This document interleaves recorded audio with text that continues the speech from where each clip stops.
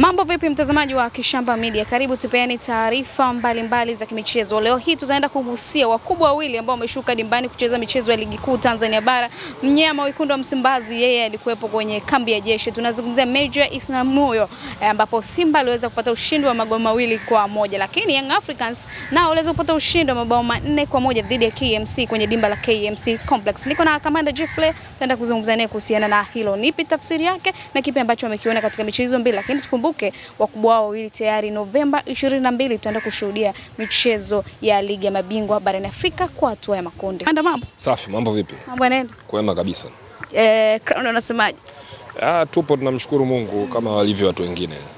Sawa, tunazungumzia ligi kuu Tanzania bara. Tunaanza mchezo wa mapema kabisa kwa wakubwa wawili Simba pale JKT Tanzania. Tuambie soka la Pantev umelitazama vipi, lakini pia namna ambavyo sabu zake zinaanza kuzua mijadala kwamba kifika dakika fulani sabu zake zinakuwa zina maajabu zaidi kuliko kile ambacho tumekishuhudia kuanzia awali.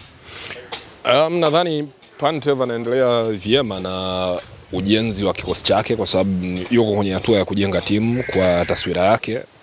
Nadhani toka ameichukua timu amecheza mechi za kimashindano 3 kwa maana ya 2 za kimataifa na 1 ya ndani. Kwa hiyo bado ni mapema sana. Of course taratibu tunaona aina ya mpira ambao wanataka Simba wacheze, na niliona kwa mfano kwenye mechi ya Nsingizini wale ya kwanza au ya pili? Mechi ya kwanza, kipindi cha kwanza niliona aina ya tofauti ya uchezaji wa mpira. Simba walikuwa hawamiliki mpira aimless, walikuwa wanapigiana pasi moja, na nadhani kitu ambacho kilikuwa hakijazoeleka mpaka sasa hivi bado. Kwa hiyo anajaribu kukijenga taratibu. Unajua ujenzi wa timu unakwenda na periodization.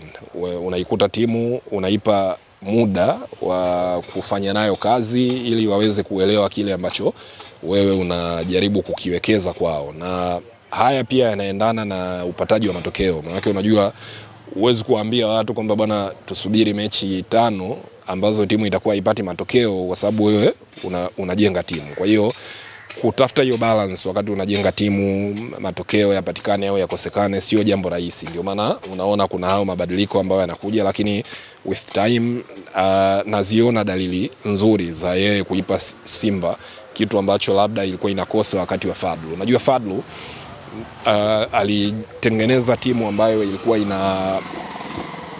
inacheza mpira wa kumiliki zaidi, very patient kwenye build up. Sasa kuna watu hawapendezwi na mpira wa namna hiyo. Kuna watu wanapenda direct football. Kwa mfano kama mimi napenda sana timu inayocheza kwa kushambulia kwa haraka. Kama mnaona njia ya kwenda golini ni kupiga mipira mirefu, pigeni mipira mirefu. Kama mnaona njia ya kwenda golini ni kuwatumia mawinga, do that. Kwa hiyo mimi kwa sababu hiki anachokifanya Pantev kinaendana na aina ya mpira ambao mimi naupenda, I believe anafanya kazi nzuri. Na unafurahishwa namna ambavyo anatafsiri mchezo kuelekea kwenye mchezo husika, lakini pia namna ambavyo ana upangaji wa wachezaji wake kulingana na mpinzani anayekutana naye? Yeah, absolutely. Na mimi ni shabiki mkubwa wa kocha ambaye anatumia wachezaji wake wote. Unajua kwa mfano ukimwangalia Fadlu msimu uliopita, kuna wachezaji walikaa muda mrefu sana bila kupata game time, mpaka mwishoni ndio wakawa wanakuja kupata game time. Kuna mtu kama Agustino Kejefa, kina Mutale, Mavambo, Valentino Uma walikuwa wapati game time kabisa, na tunaona kuna wengine hiyo iliwapelekea mpaka wakaondoka. Kwa hiyo kama hiki of course sio rahisi ku maintain hiyo hali ya kwamba unawachezesha wachezaji wote. So hata Pantev kuna wakati utafika timu yake utaiona tu imegawanyika, lakini mimi I hope kwamba ata implement mazingira ya kuwatumia wachezaji wengi, kwa sababu he has to do that. Kila mchezaji aliyeko Simba na uwezo ni kupewa nafasi na kujengewa mazingira ya wewe kutranslate kipaji chako into performance. Tunafahamu nafasi ya beki wakati msimu uliopita alikuwa anacheza mcheza michezo mingi sana. Msimu huu tunavyozungumza yuko majeraha, lakini mchezaji Wilson Nangu ametoka kwenye timu ya daraja la kati, lakini anaendelea kuonyesha performance nzuri. Hii ambayo una mtazamo gani kuhusiana na mchezaji huyo na kipi ambacho unakiona na nafasi ambayo anaipewa ndani ya kikosi cha Simba? So yupi sasa Nangu ama Hamza? Nangu na performance.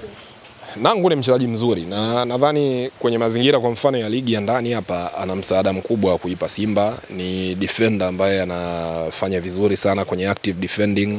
ni mkabaji mzuri, lakini pia tumeona value yake, anafunga these days. Kwa hiyo ni mwanzo mzuri. Of course katika football yako mazingira ya wewe kufaidika kutokana na mwenzio kukosekana, ni kawaida kabisa. Katika historia ya mpira kuna watu wamenufaika na wachezaji wenzao kuumia, yeye akaingia akatumia nafasi hiyo. Lakini hata Hamza atakaporejea naye bado nafasi yake ipo. Na faida ya Hamza ni kwamba is very versatile, ana uwezo wa kukupa kitu kwenye right back, ana uwezo wa kukupa kitu kama kiungo, central defender, so nafasi yake ipo pia.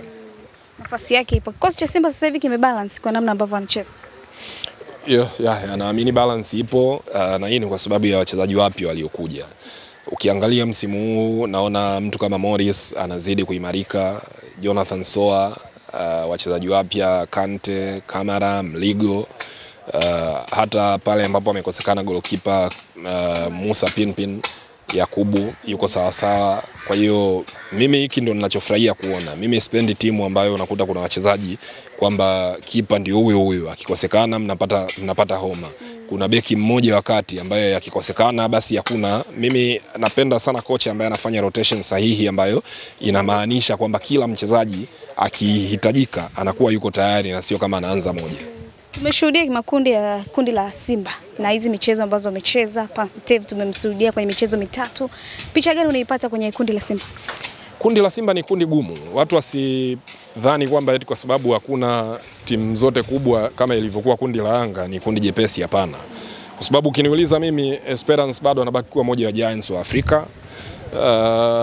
Ukiniuliza mimi, Petro wanaweza wakawa sio giants, lakini ni timu ambayo haiwezi kuwaogopa Simba. Inawaangalia kama watu ambao wanaamini, kwa sababu tumeiona Petro inaitoa Mamelodi Sundowns kwenye hii michuano. Kwa hiyo haiwezi kuwa timu nyepesi kama watu wanafanya ionekane. Kwa hiyo tofauti ya kundi la Simba na Yanga ni ile tu wait kwamba Yanga amewekwa katika kundi ambalo kuna timu zimetoa ubingwa, kuna timu ni pioneers ni leading clubs kwenye mashindano ya CAF. Lakini kundi la Simba ni gumu kwa sababu hata Stade Malien, kama tukiwa kweli, kwani Simba na kitu kipi kikubwa cha kusema anaweza kuwatambia Stade Malien zaidi tu ya kwamba walifika finali msimu uliopita? Hakipo. So hata sasa hivi Stade Malien lile kundi analiangalia kwamba mimi hapa mwenzangu wa kuchukulia point ni Simba. Na ndio maana mimi mwanzoni mapema msimu huu, kabla hata hii hatua ya makundi haijafika, niliwahi kusema kwamba Simba wasimhukumu kocha endapo ikitokea wameshindwa kutoka salama kwenye hatua ya makundi, kwa sababu ya aina ya timu ambazo wanakwenda kupangwa nazo. Sio timu safari wasipovuka wasijilaumu. Hili ni kundi gumu kwa Simba. Sio kundi jepesi. Story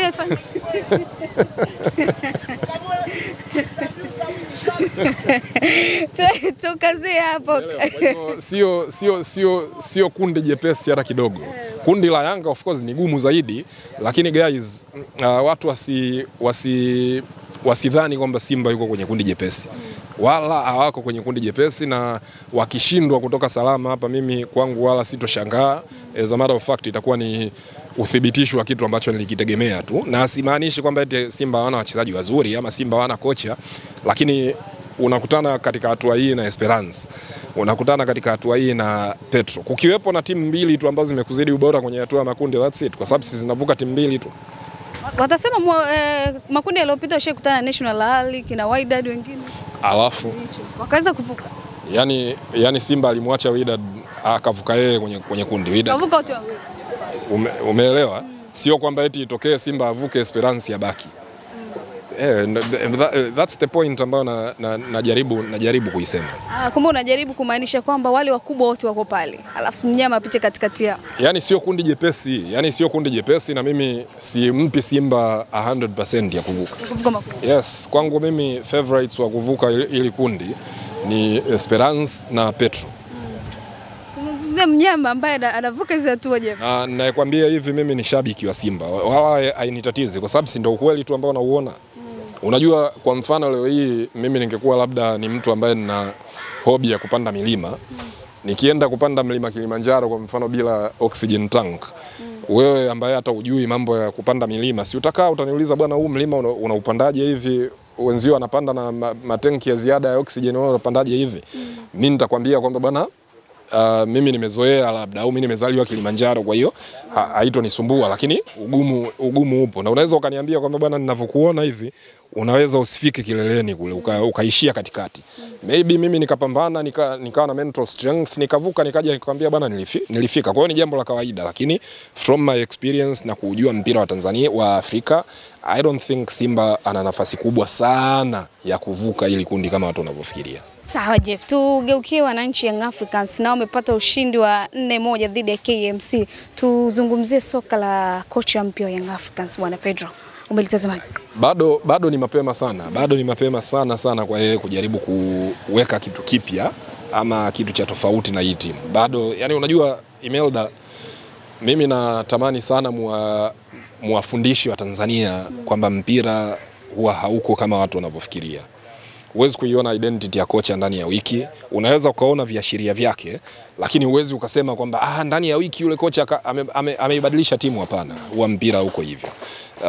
So far nadhani watu lazima wakubali kwamba huyu kocha atahitaji muda ili aweze kuijenga timu yake, ajifunze kuhusu wachezaji alionao, ajifunze kuhusu wapinzani. So that means kwamba yani hiki kitu hakiwezi kutimia ndani ya wiki moja. Inawezekana labda Romain Folz alipata mkosi wa kutokukubalika. Unajua sometimes ulikuwa unamkubali? Yeah, mimi unajua mimi sio kama wale ambao wanaweza akakwambia huyu kocha hamna kitu. Kwa sababu mpira, as I keep on telling you, mpira uko hivyo. Sawa? Yani hata wachezaji hao. Unajua wachezaji karibu wote mpira wanajua. Kinachotofautiana ni performance. Kwamba zile performance zinategemea vitu vingi. Hazitegemei tu wewe kujua mpira. Inategemea mpinzani amekujaje hiyo siku, inategemea bahati. Wewe mwenyewe pia kuna wakati tu timu, kuna muda unafika timu haifanyi vizuri. Kwa hiyo huwezi kusema kwamba eti kocha umpe wiki moja ibadilishe timu. Hamna mpira wa namna hiyo. Labda ndani ya hiyo wiki useme aondoe wachezaji wote wale, alete wachezaji wake, na unless hao wachezaji wana ubora sana kiasi kile kwamba wanafika na kuperform, hata wao watahitaji muda pia. Kwa hiyo so far so good. Nadhani kikubwa ambacho amefanikiwa kufanya ni kuwa motivate wachezaji. Unajua kocha mpya akija, kila mtu anajua kwamba bana, hapa hakuna mtu mwenye nafasi. Ni kila mtu anaanza kuipambania nafasi yake upya.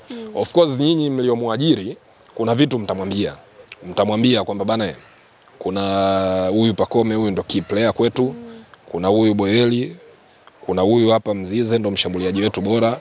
Kuna huyu beki Bakari Nondo Mwamnyeto ni captain wa timu. Kuna huyu hapa. Sasa yeye mwenyewe with time anaanza kujionea vitu kwamba hivi mliniambia huyu ndo captain? Okay. Mliniambia huyu ndo kiungo wenu. Mbona mimi namuona Azizi? Umeona kama Romain Folz alifika akamuona Aziz Ndabwile kwamba ndio mtu sahihi. Kwa hiyo kila kocha anavyowatazama wachezaji wake. Kwa hiyo kilichotokea sasa hivi ni kitu kimoja kwamba kila mchezaji anatambua kwamba kocha mpya amekuja. Kwa hiyo kila mtu yuko motivated kwa sababu kila mtu anaanza upya. Kwa mfano, kocha amefika katika wakati ambao mtu kama Ibrahim Baka ana suspension. Kwa hiyo kwa ulazima akalazimika kumtumia Bakari Nondo Mwamnyeto. Sasa hii inaweza ikawa ndio imetoka hiyo kwamba bana yeye huyu si ndio mmesema ndio captain, ataendelea kucheza. Kwa hiyo just like that Ibrahim Baka akawa amepoteza nafasi kwenye kikosi cha kwanza. Mmoja kati ya wanufaika ni Boeli. Kocha mpya kaanza vizuri. Yes, ndio hicho ninachokwambia kwamba Boeli inawezekana alishaanza kuwa anajitenga ile kwamba hapati nafasi katika kikosi cha kwanza. Lakini kwa sababu kuna kocha sasa hivi amekuja na ameona, na unajua sometimes makocha wanakuwa wana imani zao. Kwa mfano kama Pep Guardiola aliingia sokoni kumtafuta kipa mwingine baada ya Claudio Bravo kufeli, kwa sababu Pep Guardiola anaamini kwamba kipa akiperform vibaya kwenye mechi yake ya kwanza, mara nyingi kutakuwa na muendelezo wa hizo performance mbaya. Kwa hiyo aliponoti kwamba Claudio Bravo afanye vizuri kwa sababu hana confidence, na hiyo ikawa imeendana na kile ambacho yeye anakiamini, akawa na sababu ya kuingia sokoni kumleta nani yule anaitwa Ederson.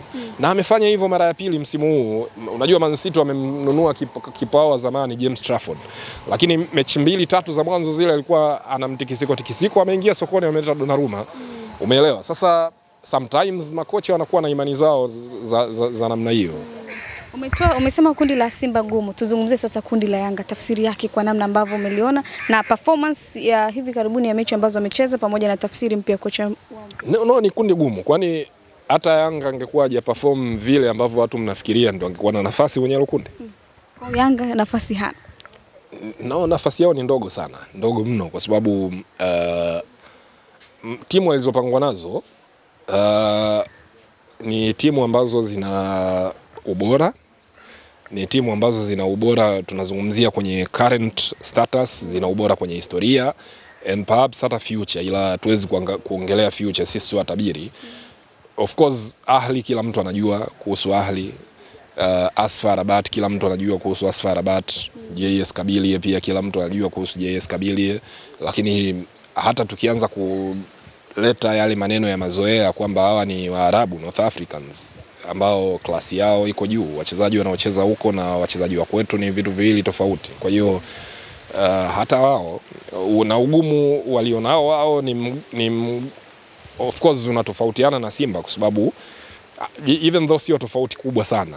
Kwangu mimi hizi timu zote nafasi yao ya kutoka salama kwenye hatua ya makundi kwenda hatua ya mtoano ni ngumu, na for me timu ambayo kidogo ina nafasi ambayo inaweza kuwa ina hueni kidogo ni Azam. Katika kundi walilopangwa Azam ambalo lina Wydad, lina Nairobi United pamoja na Manyema. Lakini hiyo ni on paper kwa sababu hata Manyema mimi nina uhakika wanawaangalia Azam kama timu ambayo ndio ya kwenda kuchukulia point kwao. Nairobi United wanawaangalia Azam kwamba bwana hawa sisi ndio watu wa kushindana nao. Umeelewa? Kwa hiyo ukienda hata kwa Singida for me ana shughuli ngumu kwa sababu kwenye kundi lake ukimuondoa yule AS Otoho, Singida ana balaa la kwenda kucheza na CR Belouizdad ya Sead Ramovic. Wana balaa la kwenda kucheza na Stellenbosch ambayo ilisumbua Simba kwenye nusu finali. Na wote wanaiangalia Singida kama bwana sisi mechi ya kwenda Tanzania pale ndio mechi ya kwenda kuchukulia point. Hao wengine tutapambana nao. Kwa hiyo nadhani timu zote za Tanzania msimu huu zina mazingira magumu with the exception kidogo sana ya Azam, lakini hata wao ni kwa kiwango kidogo sana. The same thing nilichosema kuhusu Simba na Stade Malien nitakisema kwa Azam kwamba Manyema akiwaangalia Simba wale anaangalia kama akiwaangalia Azam anaona mimi ndo naenda kuchukua point hapa. Nairobi pia wakipeana hamasa zao zile kina Gavana Sakaja na Rais Ruto kwa sababu ndo timu yao ile, wanaiangalia kwamba sisi hawa Tanzania ndo sehemu ya kwenda kuchukua point. Kama tunataka kweli kutoka salama kwenye hili kundi, inabidi tumpige Mtanzania kwake, tuchukue point nyumbani. Kwa hiyo sio rahisi. Kwa kifupi msimu huu tuna kazi sana kwenye hatua ya makundi. Ya tuna kazi, tumepeleka timu 4 bwana. Kwa timu 4 zinatubeba pamoja na mateso ya hatua ya makundi. Na hizo timu 4 shughuli inaweza ikaishia hapa ipatikane hata moja ya kwenda robo finali. Watu 4 jamani. Yes, kwani cha ajabu nini? Si asogee hata wawili.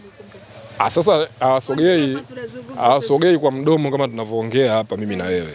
Inabidi kazi ifanyike. Inabidi kazi ifanyike kweli kweli. Lakini timu za kushindana nazo vikosi tunavyo vya kushindana nao. Kushindana tunaweza kushindana na bahati inaweza ikawa upande wetu pia tukafanikiwa. Yaani maneno yangu mimi sio injili wala sio sheria wala sio kanuni wala sio Qur'an. Mimi natoa tu maoni yangu, lakini nayatoa maoni yangu baada ya kufanya utafiti na kwa kujua mpira wa Afrika kwa historia nyingi, kwa historia yake na kwa miaka mingi. Lakini all in all unajua kwenye michezo ili uwe bora lazima ukutane na yule bora umshinde. Kwa hiyo tusijisifie tu kwamba sisi ni Giants alafu wakija ma-Giants wa ukweli tunaanza kuulizana hivi hapa nani hayuko vizuri, nani hayuko katika ubora wake. For me cheza na timu iliyo katika ubora ili ushinde na wewe usifiwe kwamba wewe ni bora. Tutaanza kuona hivi karibuni kuanzia Novemba 22. Of course. Zira timu zetu zitakuwa wapi? Nakushukuru sana Jeff. Shukrani. Huyo ni Kamanda Jeff Leah ametuacha na burudani nzuri akiwa anaeleza kwa kina kuhusiana na michezo ambayo tumeshuhudia weekend hii. Kikubwa kigusia mnyama akiwa na kazi ngumu ya kufanya kwenye hatua ya makundi ya ligi ya mabingwa barani Afrika, lakini hajawacha mbali Young Africans na kocha wao Pedro. Anasema ni mapema sana tukianza kutoa comment kwa kile ambacho tumekishuhudia kwenye mchezo wa kwanza. Mimi ni Binti Po Imelda Po, nikusiendelea kubaki na Kishamba Media kwenye mitandao yetu yote ya kijamii. Fuata huko, sisi tutakuwa tunakuletea taarifa mbalimbali. Director Mojo yuko upande wa nyuma kamera, anahakikisha tunatoka kwa ungavu na unapata sauti yetu vizuri. Endelea kubaki na Kishamba Media mpaka wakati mwingine.